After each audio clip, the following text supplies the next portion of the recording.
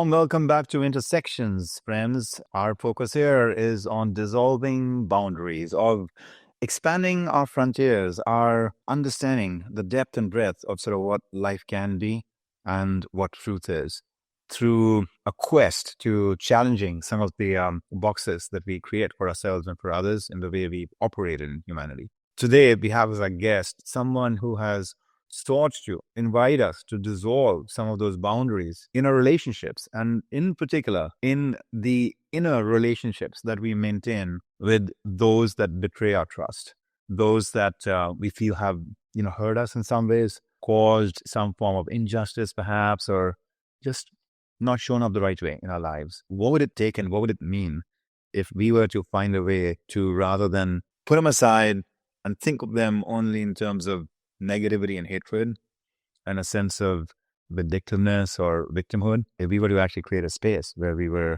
able to open ourselves up to the capacity to forgive. Capacity to forgive. It is a delight to have Dr. Fred Luskin with us today. Fred is a pioneer in forgiveness research.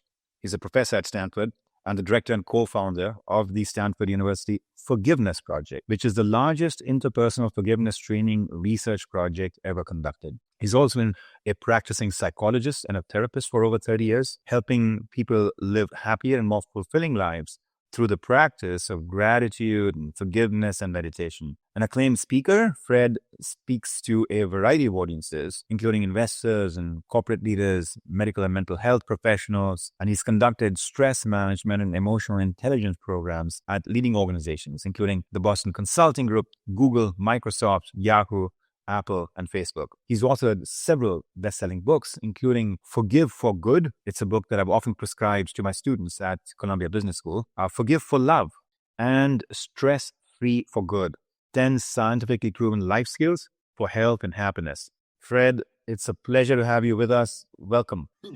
Thank you. And I'm sure you've had the same experience of how weird it is to be introduced for like your accomplishments, and not necessarily who you are as a human being, but thank you. And I appreciate the kind words. Well, I mean, that's a very profound start to our conversation right here, Fred. I mean, you said these are only our accomplishments, which you're so right. We get introduced on the basis of these sort of biographical flourishes. And on the other hand, not for who we are. How would you answer that question? Like, who are you really? I would have responded that it maybe if I could evaluate myself, it would be on my behaviors, Right. how I treat people, how I treat myself, the thoughts that I have, are they generous or stingy, whether I'm reliable, dependable, kind-hearted. I don't know that there's a who I am, because, when you go inside, it's kind of shifty, but I think it does make some impact, like how we act and react in this world. And I think that's probably more important. I don't know if it's the right word, but than just reading off accomplishments. Well, right there is a beautiful lesson for all of us. So thank you for starting us off on that. Yeah, very, very thoughtful note. I've already introduced, to our audience that the topic of today's podcast is this powerful capacity and quality of forgiveness, which has been one of the centerpieces of, a luminous, work, in your life on that and other topics like stress and gratitude and beyond. But let's focus our conversation today on forgiveness. It's a provocative sort of idea in the sense that if you think about what people are looking for in life today, they're looking for happiness, they're looking for success, they're looking for fame, or perhaps they're in pain and they're looking for, how can I be more resilient? How can I manage my depression? How can I not be as lonely? These are the fashions of the day. Or I want to be a firebrand leader and I want to really fix, this social injustice, and I want to, be one of these like social justice warriors. So, I don't really see forgiveness being given a lot of currency in our media or social media or the prevailing zeitgeist. What got you to put so much care and thought into this practice and the principles of forgiveness? I mean, I guess like an old hippie. I grew up in New York. Like many of the hippies, was drawn to, maybe that got trivialized into peace, love, and granola, but I was interested in peace, love, and granola. And when you start investigating that, the questions come inside: what will really make me happy? What ways of being in the world and what pursuits will lead to some kind of sustainable happiness? And those are not easy to answer. But one of the things that did come to me, not quickly, but was what I did in the world needed to have some positive value. That just taking from the world was not sufficient. So making a lot of money, I mean, that's fine, but it was taking versus giving. I had a meditation practice from way back as a hippie, and got certified as a yoga teacher like a million years ago. But there was always this pull to try to, at least if I have this life here, to make it of some use. It's not such an easy thing in a culture that is very materially oriented and consumer taking oriented. Anyway, I couldn't forgive. That was an obstacle towards my positive life. And I got very badly hurt by somebody, and it wrecked my life for a couple of years. It just threw me. I was in a ditch. And in what And way? right, In what way did it wreck your life, Fred? what do you mean? What was Like, was it something the person was doing that was wrecking your life, or was it your incapacity to forgive that was wrecking your life? I'm just trying to understand. Yeah. Well, a very close friend abandoned and betrayed me.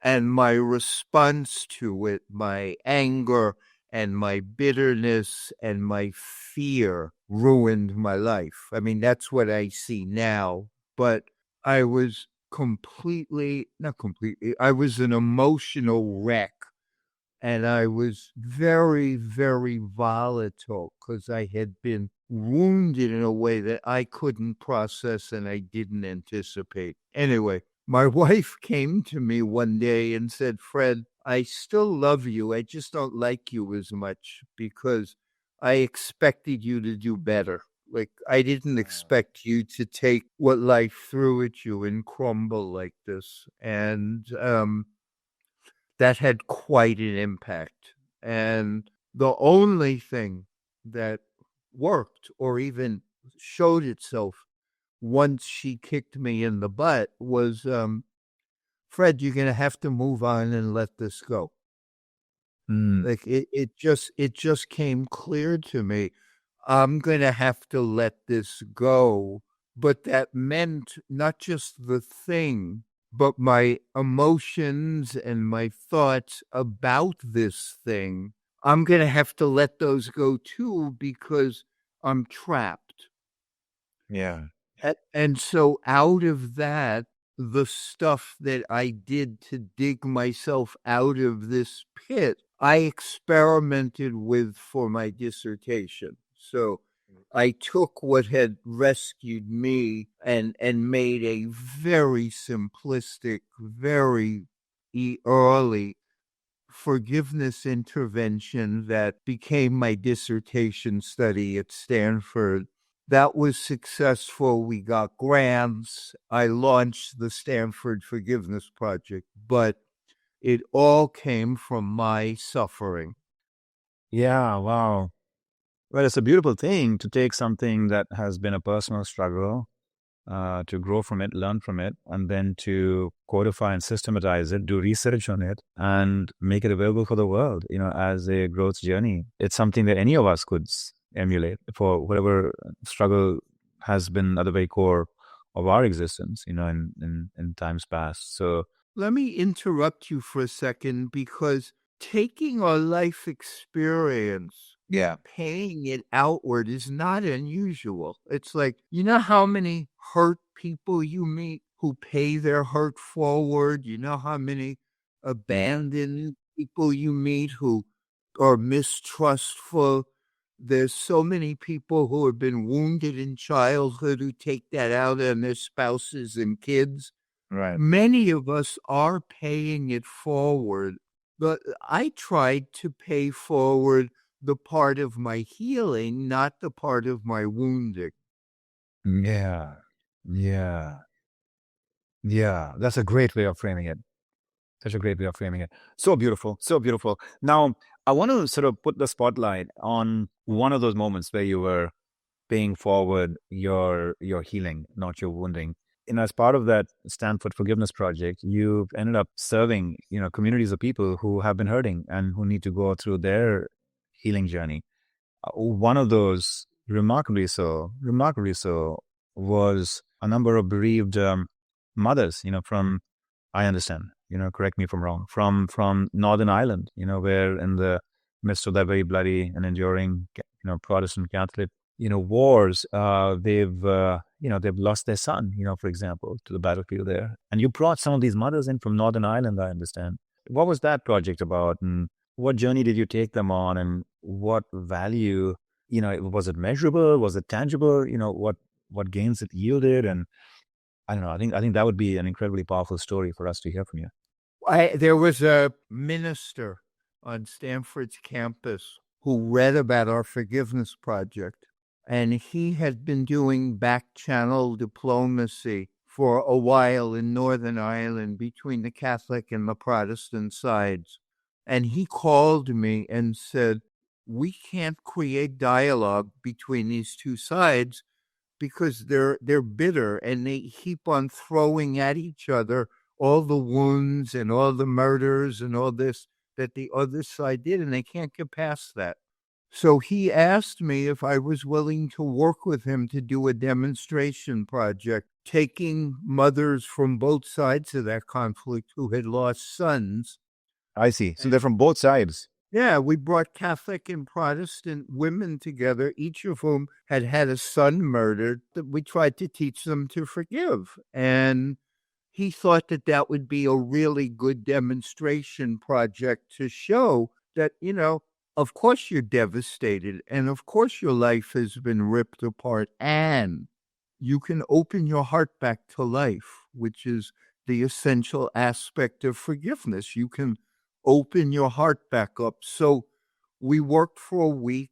We got grant money to bring these people to Stanford. They stayed a week and we sent them back to Northern Ireland, and individually they became less depressed, less stressed, less anxious. They had individual gains that lasted 6 months. That's as far as we assessed. But we didn't understand the insidious, intractable nature of group conflict, because when they got back to Ireland, both sides, like home groups, treated them as traitors if they wanted to release the grievance against the other side for harming their family member. And Wow. so while they might have healed, the conflict itself and the group were not open to the change, and they recognized that they had to go underground with their own healing. And we did a second project similar to that, and the same thing happened. And then we recognize, wow, this is so much deeper and more difficult than we could ever have imagined. But we were able to show, significant statistical changes in individuals, but we would have had to retool and create facilitators and create support networks and give people who went back home resources and support to hold on to that within a community, and we were not equipped for that. Yeah. Yeah. Yeah. Well, thanks for sharing that sobering sort of second part of it, which is sometimes I hear it from some of my executive participants as well that I buy into this. This is something that I'm getting zestfully invested in. And yet now when I show up, in my family or in my workplace or in my culture, the culture is not bought into this, whatever that may be, or this may be. It could be forgiveness, it could be, resilience, it could be moving from a victim to an empowered mindset. It could be about sort of how do you build bridges with your opponents or, create a fusion between high performance, but also from a loving, caring heart, whatever it might be. Any of these things, there is the inner capacity that we want to cultivate, but then there's also the struggle with engaging in the messy milieu of life in muddy waters. There's one reason we named our daughter Mrinalini, right? Mrinalini is the lotus flower, which blooms in muddy waters, right? And so the idea was like, look, I don't know what the world is going to be. It will probably be muddy, at times, but what can we be? Can we be that lotus flower that can bloom? And so you're creating these lotus flowers and you're giving them the inner disciplines. Have you ever tried to take this work? And, we want to come back to what the journey was like for that week that they were with you, at Stanford. We want to come back and talk about that. What are some of the practices that you found most potent and helpful for people? But before we do that, just a quick other than question as a follow up to what you just shared. Have you tried to take your work into a form that is to help people become forgiveness advocates and change makers in their community? What are the practices that will sort of open up, your team or your organization or your community to seeing the merits of a forgiving approach to life? The state of Hawaii for many years hired us to train forgiveness educators and facilitators to be available in the education world, in the social services world, in the voc rehab world. Hawaii has a very spiritual undercurrent to their culture. Right. And they believe in forgiveness, the Ho'oponopono practice of reconciliation, but they hired us because we're an entirely secular teaching. Our forgiveness work is entirely secular. So we got a small grant to go there and train trainers, to try to train people to have some skill and go out where they were and use it. And so they would create lessons and give talks and maybe mediate disputes a little bit. And we have trained trainers in the counseling world to do forgiveness, but forgiveness is not a popular sport. Yeah. It is hard for people. It challenges the ego's righteousness. It is not a popular sport. There is not that much money out there for it. And many, many people resist it because it's like, wait, I've been hurt and you're telling me to release that? It can be a very hard sell. Yeah. Yeah. You use this metaphor, which I really like, and I'm quoting you here. You say grievances are formed when people are unable to deal successfully with not getting what they wanted. And then they rent too much space in their minds to the injustice. Can you lay that out a little bit more? Like, what do you mean by renting too much space to injustice? I can link this to the question that you asked just even a minute ago, how we worked with the people from Northern Ireland. Yeah. These were, and I'm trying to make it a little broader because, these were people who were desperately wounded and desperately hurt. So part of what we did is make them feel important. So you can't minimize kindness and care. It's not like you just go in there and forgiveness is like 2 pills you take in the morning. But the essence of this whole work is you didn't get what you want. That something happened was so far in variance and even violence to what you wanted, the picture you had of your life, even the horror of you wanted your kid to live and they didn't. but the horror of you wanted to keep your job and they took it from you. There's so many ways that the world says no. So many ways. And we conceptualize forgiveness as making peace with the word no. So the problem is that many people, when they're hurt, obsess about no. I didn't get it. It's wrong. It's terrible. How dare they? They create a whole life around no, or feeling sorry for themselves because they didn't get yes. Yeah. When you say, renting too much space in your mind, that can take up people's minds. Nobody loves me. It's not fair. This isn't good. That's obsessing about no. Or they should have done this. I should have gotten that. It was my turn, but it wasn't fair. I should have gotten a yes. And that renting space in their mind to that can reduce their capacity to live a successful life because they're so overwhelmed by it. So just finishing this up, one of the things that we did when the people from Northern Ireland came was we brought them to the window of the building on Stanford's campus where they were.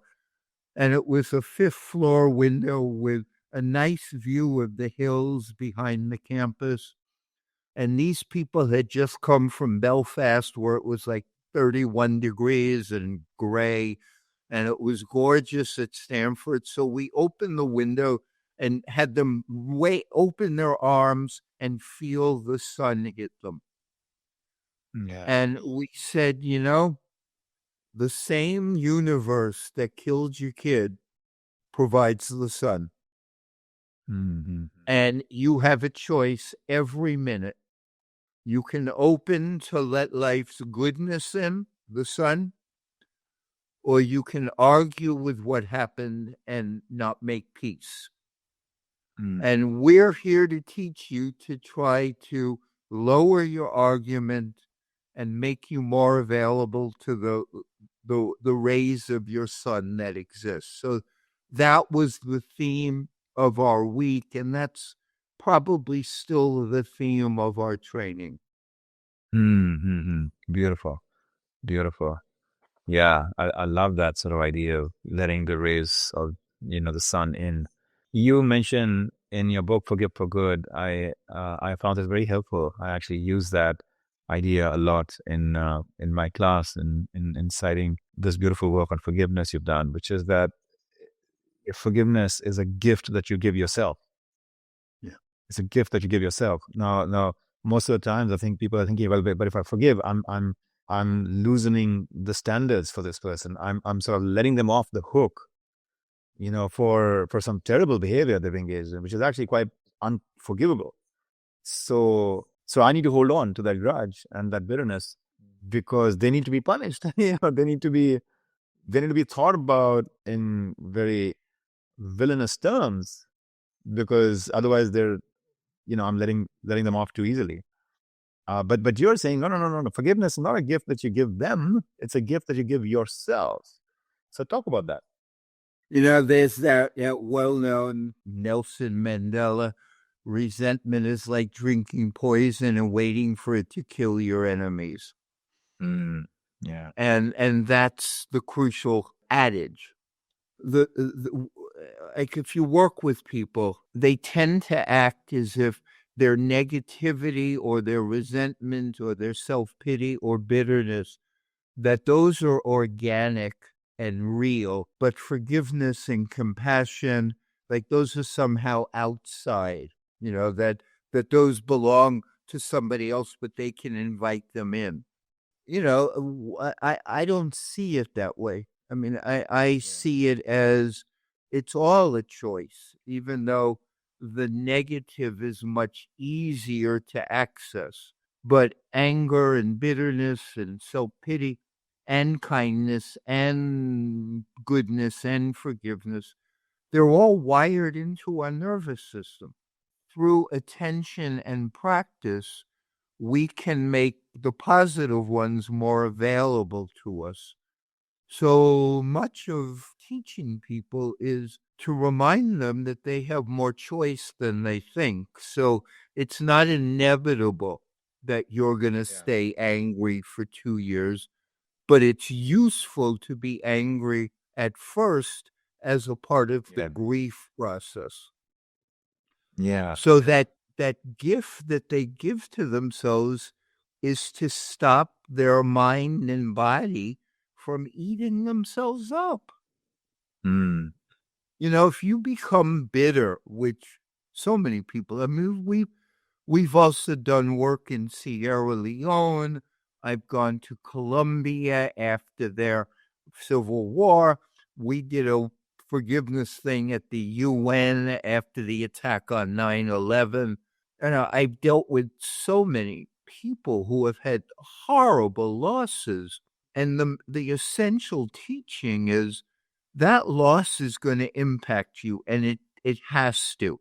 But that's called grief. You struggle with it, you anguish over it. But grief is not meant to be permanent. It's a passage. Yeah. And so the gift you give yourself is to allow yourself to move past that grief. Yeah. And one of the best ways to move past that grief is to just forgive what happened. And getting to the point you made, people do struggle to say, but if I forgive them, like I've made it okay, or I'm not punishing them, and the simple truth is you can't punish them. I mean, you can sometimes do revenge things, but most people are not available for us to pay back. And so all the negativity just harms our mind and raises our blood pressure and disturbs our nervous system and gives us crappy days. So the reality is we put ourselves on the hook, not someone else. And so that gift is taking us off the hook. Mm-hmm. Yeah, it reminds me of this moment where Bill Clinton had been taken by Mandela to Robben Island to have him, just experience what Mandela had gone through amongst other anti-apartheid sort of fighters in being incarcerated there in Robben Island off the coast of Cape Town. And I don't know if you know the story, but Bill Clinton was so moved. When he saw and experienced that little tiny prison cell and the life there, he asked Mandela, he said, how did you manage to forgive your captors? Because he did, he had a certain largeness of heart, which was so emblematic of his approach to leadership and how he showed South Africa, a passage and a path, right, to reconciliation. So he asked him, like, how did you manage to forgive your captors? And Mandela supposedly had told him then, he said, when I walked out of prison, that if I did not forgive my captors, I would still be in prison. Exactly. Yeah, yeah. So I hear that in what you're saying. There is an argument some might make, though. This often comes up in some of my conversations with them, in talking about the power of forgiveness.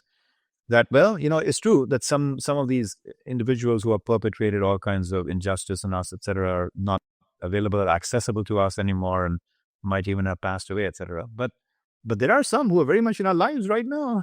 Like that colleague of mine who said that at the meeting, or that business partner who shouldn't be doing this, or that person in my family or community, or this group within our society that clearly has been at the forefront of sort of usurping power and colonizing us, or etc., whatever it might be, right? There's all kinds of these experiences people have where they feel like, well, wait a second, I have to be fighting for justice.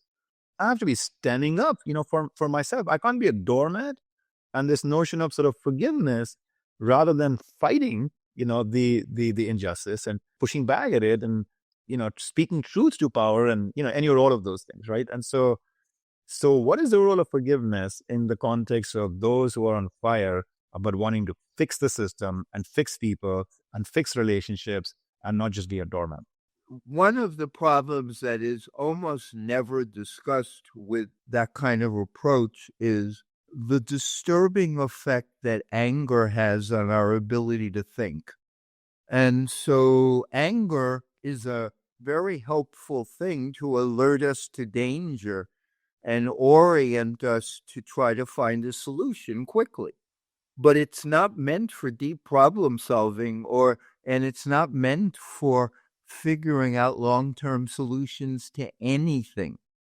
And if you stay angry for a while, you actually lose some capacity to reason and be creative. So the people who say you need to be angry, what they're saying is we're bringing only a piece of our brain to the fight. Yeah. And that leads to bad decisions. Yeah. It leads to interpersonal conflict, which makes everything worse. And it exaggerates the crisis experience of it. So when you're angry, you're filled with adrenaline and you're designed to be on edge and unhappy. So you have to find an immediate solution. Those are not good ways to find justice. In fact, those are terrible ways to find justice. The qualities that do help are to admit you're angry and to know that there's things that need to be changed, but not necessarily rely on anger for the inspiration onto how to change it. For that, you need a calm mind with a wide vista of opportunities and options and that also have some compassion in there. Like it's a quality of mind that has us make enemies, but there's a lot of need in this world for change and improvement and better treatment. So they're not orthogonal. I mean, I remember telling people the more specific question around forgiveness is like a 25-year-old young woman came to a class of mine decades ago and listened to me talk about forgiveness, practiced it, and said, she raised her hand really sweetly and said, this forgiveness stuff is wonderful, but I still don't want to go to my parents' house for Thanksgiving. It's not safe. And my immediate quip was, that's great, but forgiveness is not the same as getting a lobotomy. You still have to think and you still have to take action that keep you safe. You're just not so aroused and riled up that you're going to make the wrong decisions. Mhm. So some of the distinctions are that forgiveness doesn't force you to reconcile, to make things okay. It cleanses your heart of bitterness and of blame so that you can make the best plans for your own future. That's the key power of forgiveness. I love it. I love the way you've phrased it and challenged us to think about it in a much more mature and more nuanced way. I sometimes talk about it as inner versus outer. What are you feeling from within versus what are you doing on the outside? And I think, correct me if I'm wrong, but everything you've spoken to us about is the importance, the responsibility we owe ourselves to forgive from within, right? And cleanse our heart. And then on the outside, in some cases, we may need to litigate. In some cases, we need to break off that relationship because it's too toxic for us. In some cases, we may need to forgive and forget because there's just no point. This is our partner. We, had, a certain misstep, but there's no point just kind of keeping on repeating that thought in our mind all the time because there's so much goodness, in the relationship and good intent in the relationship, etc. So everything from forgiving and forgetting about it to litigating about it to everything in between are all possibilities that may be available to us. And in some situations, it may be more appropriate to do one and some do the other. And that's the outer choices we have to make. But that has nothing to do with the inner practice of forgiveness. I think sometimes what happens is people hear the word forgiveness and they think that, you're talking about holding somebody's hand and looking to their eyes and saying, I forgive you, in the sense that from now on, things are back to, so to say, square one and normal. And I'm not going to do anything to hold this against you. Let's just give each other a warm hug and forget about it. But that's not what you're saying is forgiveness in the way you talk about it. Let me respond also Yeah. to one of the things you said about forgive and forget. One of the ways that we remind people of how powerful forgiveness is. It's Yeah. that you forgive and remember differently. You don't want to forget. What you want to remember also is your power. So when you forgive somebody that really hurt you or a group forgives, you don't ever want to forget what was done. What you want to remember is your emotional resilience at moving through it, the power you have of creating a better future, and the efficacy of like, hey, we can deal with things. That's the other power of forgiveness. The people who don't forgive become very frightened because they know that how much they can be caught and how trapped they can get in negativity. So you want to forgive and remember. The other piece that I just want to add is there's a huge difference between forgiveness and reconciliation. Forgiveness is inside, it's an opening and a soothing and a healing. Reconciliation is the reestablishment of a relationship. The easiest way to teach that is you can have a marriage where one partner has a series of affairs and the other partner finds out about it and is horrified. And they go on for a while, and one relationship they reconcile but never forgive. So every day the person comes home and has biting words for the person who cheated, but they stay. That's reconciliation without forgiveness. Okay. You can also have forgiveness without reconciliation. Hey, I get it. You weren't happy in the marriage. You didn't know how to deal with it. You had a lot of affairs. I forgive that, but we're done. Right. And so forgiveness is a mind heart cleansing Yeah. that I believe leads to better outcomes and better decisions. Yeah. So beautiful. So beautiful. I want to sort of end with another component of your, repertoire of forgiveness interventions, which also really struck a strong chord, with me as I was studying your approach, and I found it quite unique in the literature on forgiveness. And that had to do with cultivating the practice of positivity and appreciation and a sense and a feeling that, the universe is on your side. Just as a antidote, right, to the tendency to have our mind be pulled into some of those mental craters where we feel like, why did this? And life shouldn't have that. And this was, as opposed to that. And rather than addressing them directly, which has been a lot of what the forgiveness literature is focused on, is how do you directly lean into what you went through, perhaps make peace with it and then learn from it and grow from it, which is beautiful. That's important. But like you have this other approach too, which is, hey, listen, cultivate some mindfulness or meditation or appreciation or affirmation or some practices like that, which are just, so joy giving to you that they just start to get more, rental space in your home, and as they get more and more space, they crowd out all the other tendencies, something like that. I don't know if I'm articulating that in, the way that you've formulated it, but can you, as we bring our conversation of forgiveness to closure, let's maybe celebrate and emphasize the power of positivity. And so what are those practices that you have, designed, which have really been helpful to people to just turn their mind more into, what's working for them? Well, one of the things that, I mean, I know about our negativity bias is we don't see the world clearly. We are over focused on the negative. We are over remembering the negative. And so we honestly do not have an accurate appraisal of our life or of life itself. When people get hurt and they start perseverating around it, they have a dramatically distorted view. So we recognized immediately that the simplest thing we could suggest they do is see things more clearly.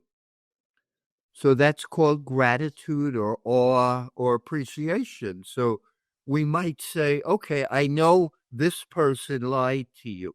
Well, let's talk for 2 minutes about your partner who's kind and gentle and devoted.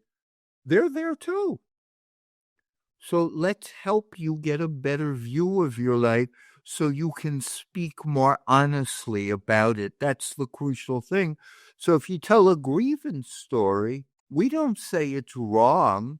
We just say it's unbalanced and incomplete.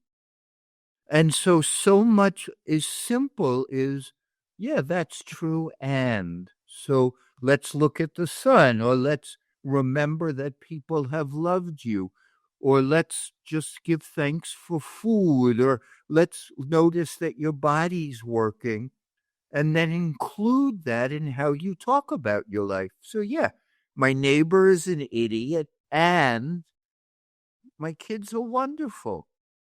The minute you do that, your nervous system changes and your view of reality changes, and you actually start seeing things more clearly. That's the first and most essential change of forgiveness. And if you give me 30 more seconds, I will tell you that that's how I changed. I went into a supermarket in my lowest point after an argument with my wife. I went into the supermarket filled with self pity and anger, and I was so frustrated that they didn't have an item that I wanted. And I'm sitting there in the middle of Safeway, like just Yeah. furious, when for one moment I had an experience of grace. And all of a sudden, the staggering abundance of the supermarket became available to me. Like, I go from, I have the worst, crappiest experience to, oh my God, there's produce, there's dog food, there's everything. The whole world is right here. All I have to do is pay for it.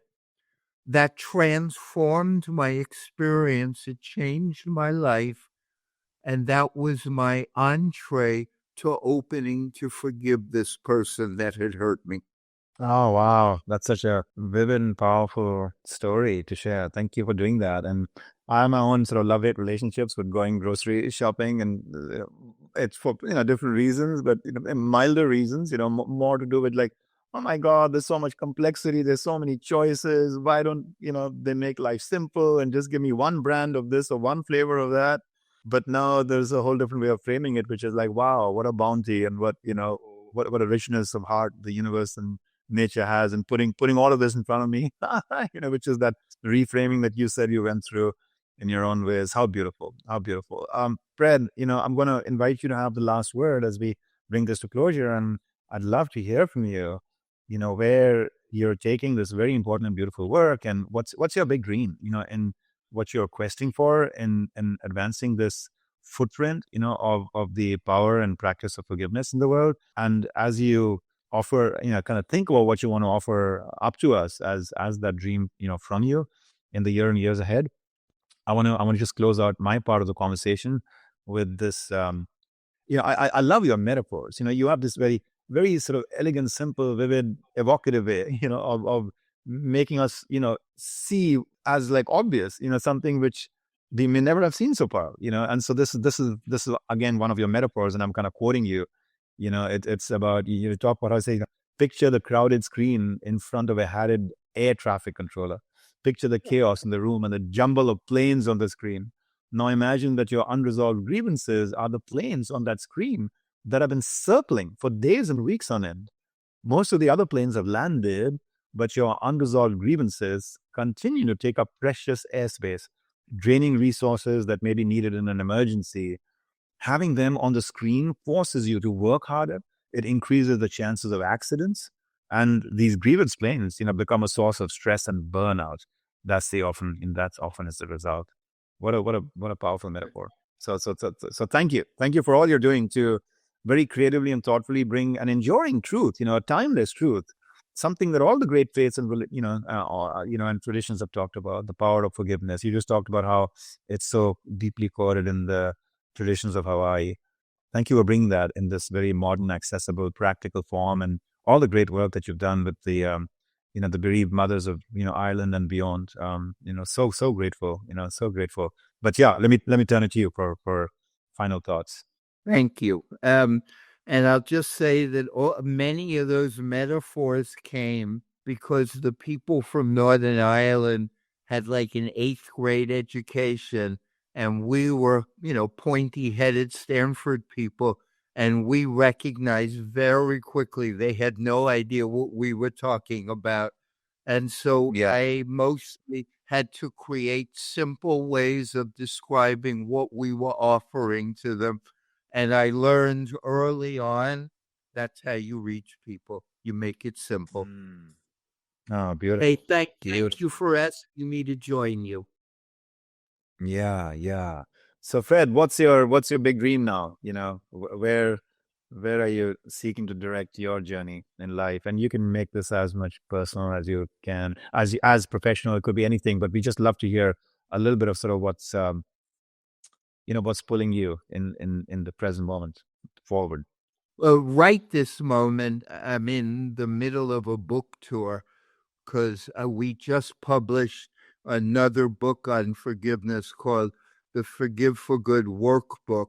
The workbook. We Yeah. Yeah, and we've been doing research on helping people in recovery from addictions self-forgive. And so we just completed a work. I've never turned my work into a Yeah. workbook, but that I'm out promoting that. So, it's a little busy. In my personal life, I recently turned 70. And so Mm. I'm trying to figure out really what that means and what life is asking of me at this age. It feels different. So that would be my answer to you. Yeah, beautiful. Another season of life, starting to, open up for you. And well, on behalf of all of us here, I want to cheer you on for again all the goodness and all the power that you have brought in, translating your own personal life journey and experience into a formal academic, program and study, and then manifesting it in beautiful ways. Where that story you just shared about how pointy-headed Stanford folks, so here it is, a very rigorous academic program of study. And I know there's a lot of brain science behind it, a lot of psychological measurements behind it, and all of that. But then also having that, attunement to your audience and sense of service, fullness to your audience to recognize that, okay, given where they are coming from, here's how we need to communicate in a way that really resonates with them. That's such an act of nobility and service and thoughtfulness that you brought. So it's precious and in so many ways invaluable. Thank you for all you're doing, Fred, and looking forward to seeing what this next chapter unfolds. And good luck with the workbook. I'm delighted it's there, folks. We will also share Fred's website with you so that you can go and research and access many of these amazing resources that Fred and his team have put together over the years, including this workbook. So yeah, Godspeed. Wishing you well. Thank you. Thank you very much.